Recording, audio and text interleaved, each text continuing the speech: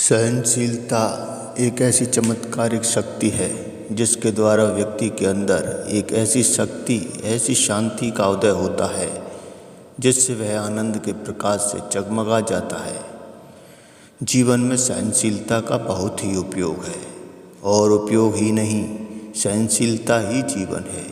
यदि सहनशीलता ना हो तो व्यक्ति नहीं रह सकता, वह एक अव्यक्त जानवर बन जाता है।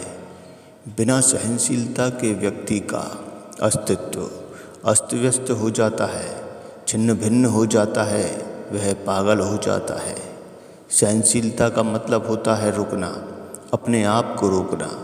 किसी पागल को देखो, वह रुक नहीं पा रहा, अपने आप को रोक नहीं पा रहा।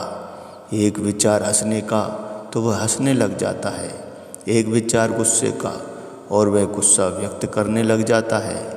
एक विचार खेलने का तो वह खेलने लग जाता है, एक विचार उड़ने का तो वह उड़ने लग जाता है, एक विचार क्रोध का तो वह क्रोध से भर जाता है, क्योंकि वह रुक नहीं पा रहा।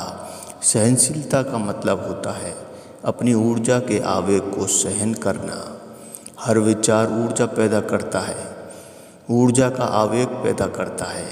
या तो उस ऊर्जा को विचारणा में लगा दो, उसे अपनी विचारणा में व्यस्त कर दो, उसे अपनी विचारणा में उलझा दो और पीड़ा का अनुभव करते रहो, या फिर उसी ऊर्जा को अपने उच्च स्तरों में प्रेषित कर दो।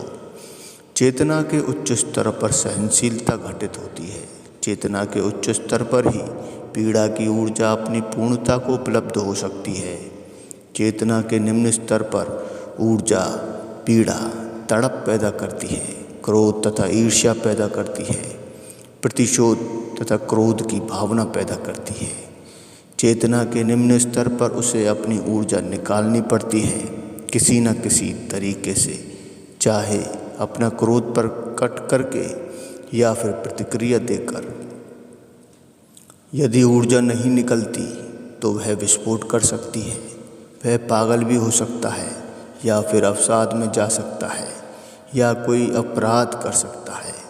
इसलिए चेतना के निम्न स्तरों पर यह सलाह दी जाती है कि थोड़ी थोड़ी करके अपनी ऊर्जा को समय समय पर निकालते रहें, थोड़ा थोड़ा बदला ले लिया करें,